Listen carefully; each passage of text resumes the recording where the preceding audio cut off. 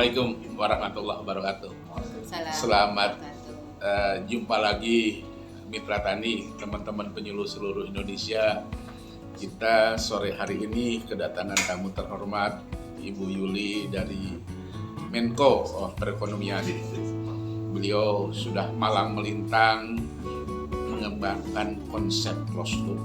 Saya kira banyak yang sudah tahu apa itu closed loop, tapi nanti jelasnya Bu Yuli akan memaparkan lagi. Saya sudah membaca dan ternyata memang konsep tersebut sudah teruji ya di tataran konsep, tapi sekarang sedang diuji di lapangan. Tentunya barangkali perbincangan kita ini lebih kepada bagaimana aplikasi di lapangan dan bagaimana strategi closed loop itu menjadi bergulir seperti bola salju. Memang ini model yang sangat menguntungkan bagi masyarakat. Ya, terima kasih Bu Yuli sudah mampir di Sinar Tani, dan ini mungkin teman-teman para penyuluh, para petani nanti akan menyaksikan bincang-bincang kita. Kira-kira barangkali sepintas Bu Yuli bisa menggambarkan closed loop itu seperti apa sih? Silakan Bu Yuli. Makasih banyak Pak Mul atas kesempatannya. Serem banget bisa ketemu dalam bincang-bincang ini, dan nanti insya Allah bisa sharing juga dengan teman-teman penyuluh di seluruh Indonesia ya. Bicara closed loop, sebetulnya kita sudah mulai menginisiasi dari tahun 2020 Pak Mul bersama dengan teman-teman dari Kadin dan juga IPB.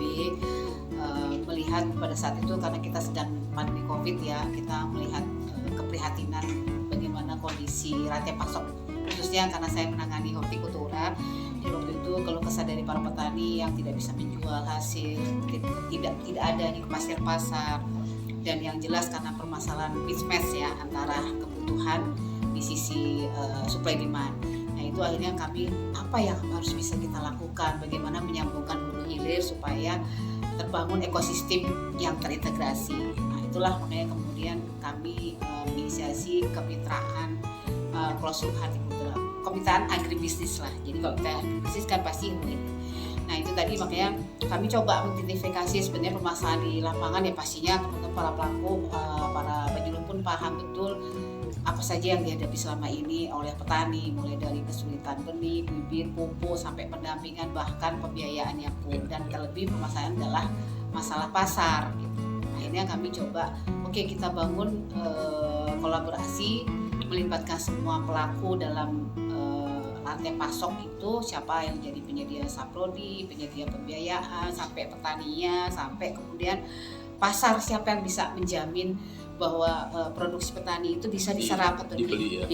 Itu sih intinya seperti itu. Dan alhamdulillah ya tadi muncul kolaborasi dari semua stakeholder, dari pemerintah pusat, pemerintah daerah, BUMN, kemudian akademisi, komunitas, dan para petani itu. Anaknya itu bisa kita lakukan udah jalan sampai berapa ya, hampir 3 tahun ini Pak. Kenapa? Barangkali karena mungkin Bu Yuli sebagai di deputi atau di asdep tentang horti, apakah konsep yang bagus ini bisa nggak untuk komoditas lainnya gitu? Sudah coba atau belum kira-kira? Ya. Ibu gimana? Sebetulnya kan ini skema ya Pak. Ya. Kalau skema memang kami mulai dari horti, tetapi ini bisa dilakukan di semua komoditas sebetulnya, karena konsepnya kan adalah kemitraan agribisnis, menyambungkan hulu dan hilir. Semua komoditas pasti sama, karakteristiknya yang berbeda karena karakteristik komoditas yang berbeda. Ini sudah dicobakan juga di jagung, kemudian di kelapa gitu Pak, dan sawit sih tentunya juga mekanismenya seperti itu. Karena kemitraan kan bukan barang baru ya Pak. Hanya nanti kalau kemitraan closed loop itu lebih inklusif. Ya, itu aja. Jadi yang membedakan dengan kemitraan yang lain. Ya, memang kita kadang-kadang ya bukan terstigma ya. Kita diwariskan oleh pemerintah kolonial itu, pertanian kita kan ada pertanian perusahaan, ada pertanian rakyat.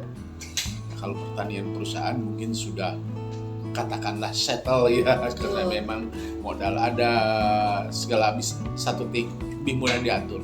Ketika kita masuk ke pertanian rakyat, terutama di horti dan sebagainya, memang kalau tidak dibangun suatu tadi model atau sistem yang seperti closed loop, ini nampaknya memang kita terkadang ya di hilirnya yang selalu kadang-kadang menjadi problem ya.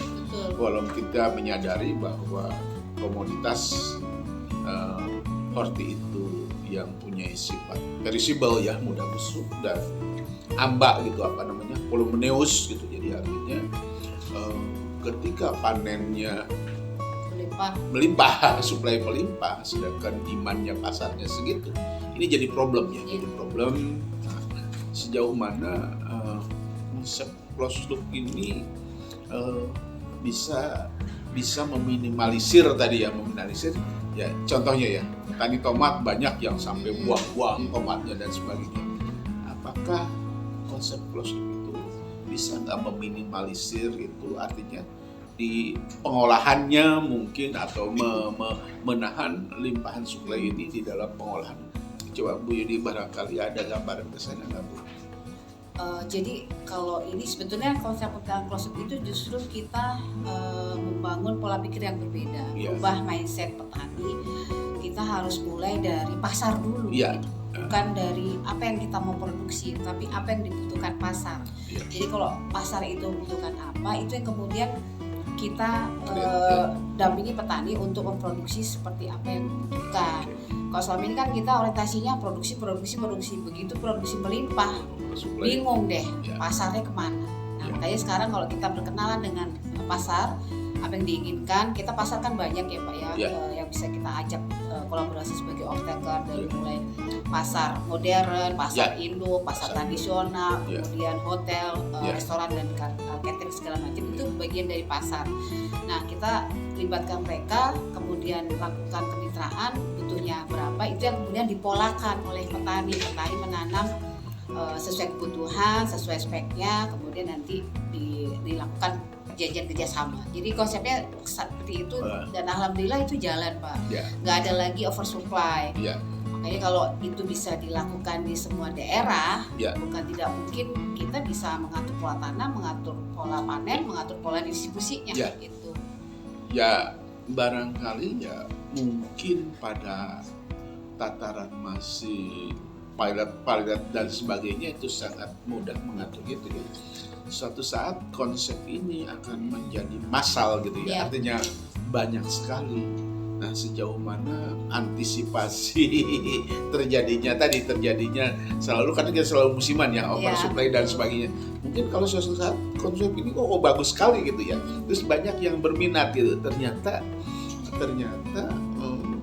pasti akan terjadi ya kalau tidak didesain, walaupun kita dipandu oleh pasar, itu ada permintaan sekian, ini baru dikembangkan sekian, tapi satu saat ini menarik bagi yang lainnya, yang lain mengembangkan ke arah sana. Antisipasi ke arah sana ada nggak Mbak Yuni kira-kira? Itu juga betul Pak Mul, itu menjadi pemikiran kami juga, karena nanti kalau ini apakah pasar itu terbatas? Sebetulnya pasar kan tidak terbatas, konsumen ada di mana saja. Makanya kami kerjasama dengan Bank Indonesia juga untuk memulakan ini. Satu hal yang memang kita belum miliki sampai hari ini adalah database supply demand. Yang harusnya sudah dimiliki oleh pemerintah, sehingga kita nanti tahu ketika sentra produksi di mana, menghasilkan berapa, kemudian mana daerah surplus, mana daerah defisit, itu yang kita koneksikan. Makanya kenapa di Bank Indonesia pun ada program KAD, kerjasama antar daerah. Ini yang sebenarnya nanti ini kita koneksikan gimana caranya menjawab solusi kalau ada tadi Pak oversupply ataupun demand yang tidak terpenuhi. Ini sedang kita coba lakukan lagi, bagaimana membangun ekosistem yang benar-benar, jangan sampai nanti semua pasif. Tapi kami confident Pak, karena tadi ketika semua daerah sudah melakukan itu, minimal satu produktivitas ataupun produksi terjamin, pasokan ada. Yang kedua adalah tadi dari sisi Bank Indonesia ikut mengawal kaitannya dengan pengendalian inflasi. baru ketiga nanti kita kerjasama dengan semua stakeholder bagaimana mendistribusikan agar ketersediaan pasokan ini bisa merata di semua daerah. Barangkali juga ingin saya tanya karena ada, kalau kita kristalkan ya dari pemikiran Moser 5 syarat esensial dan 5 syarat penunjang, kalau dikristalkan kan sebetulnya 3 yang utama.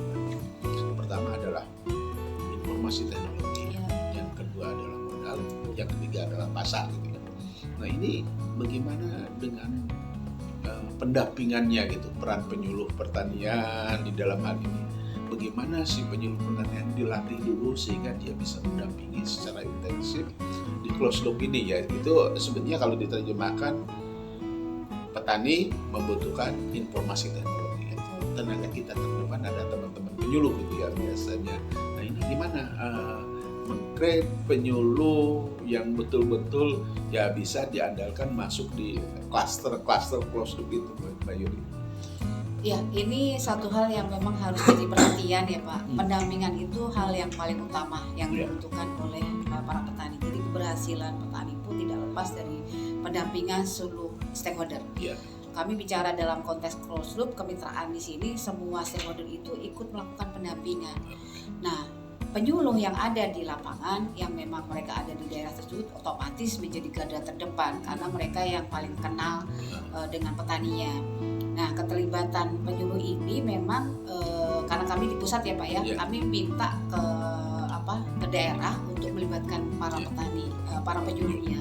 Sebagai contoh seperti di Sukabumi Bu, itu di BPP-nya sangat proaktif dan selalu berkomunikasi, Bu kami gimana minta arahan dari pusat, walaupun sebetulnya juga dari Pemdanya juga cukup proaktif. Itu terlihat berbeda dengan respon penyuluh di mana yang mungkin Pemdanya masih kurang aware atau mungkin belum ada proaktivitas.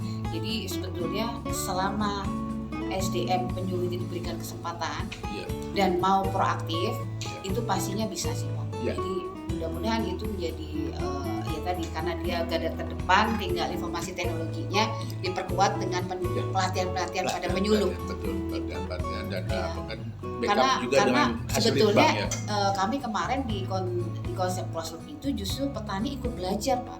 Belajar dengan stakeholder penyedia bibit, penyedia pupuk, penyedia pembiayaan. Jadi mungkin selama ini mereka belum praktek langsung di dalam closed loop, ikut praktek langsung dan belajar bersama petani. Dan bahkan waktu itu kami sempat men-challenge, ayo sama-sama kalau memang penyuluh punya lahan atau punya Pemda, dikerjakan juga oleh penyuluh. Jadi mereka juga bisa merasakan bagaimana kesulitan petani menanam sampai kemudian memasarkan gitu. Ya, itu yang barangkali dalam istilah penyuluhan itu learning by doing gitu ya. Iya betul Pak. Mengerjakan sambil belajar itu kan situs dan sekaligus bisa ngasih contoh kepada petani kan Pak. Sangat efektif sebetulnya dengan metode learning by doing itu.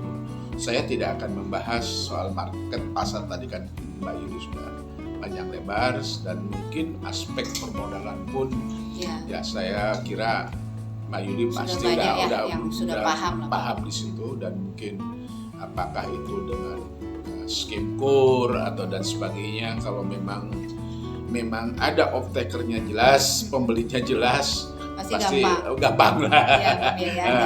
Banyak sumbernya. Jadi tinggal sumber-sumbernya dan mungkin skemnya seperti apa, dan tadi bunga bank yang bersaing barangkali ya. Tinggal barangkali saya yakin sudah terpikir juga ini orientasinya tidak orientasi pasar dalam negeri saja kan. Barangkali satu saat menjadi orientasinya ke ekspor. Karena kita ada beberapa komoditas yang punya keunggulan komparatif ya, yang barangkali dengan closed loop ini jadi punya keunggulan kompetitif juga gitu. Artinya kita masih mampu bersaing dari sisi harga. Saya yakin itu ya Mbak Yuli. Saya kira para pemirsa, teman-teman penyuluh, para petani, saya kira mungkin saya lihat sudah gamblang yang disampaikan Mbak Yuli, kemana arahnya, strateginya seperti apa, pengembangan closed loop ke depan ini tadi sudah kita bincang-bincang. Yang mudah-mudahan konsep ini menjadi acuan pada kabinet yang akan datang, bahwa mudah-mudahan sudah teruji di lapangan. Jadi bukan hanya teruji di tataran keilmuan, teruji di lapangan akan menjadi sesuatu program siapapun presidennya. Amin. Kalau memang ini bagus, ya akan menjadi sesuatu yang besar ya. Kita dorong ke arah sana dan insya Allah Sinar Tani pun siap terus berkolaborasi mensosialisasikan program atau konsep ini kepada teman-teman penyuluh, para petani, semua. Jadi kita tidak cukup hari ini sekira Mbak Yuli kita bincang-bincang, mungkin satu saat kita bahas topik yang lebih detail lagi. Demikian, terima kasih atas perhatian teman-teman para mitra tani. Saya sampaikan Assalamualaikum warahmatullahi wabarakatuh.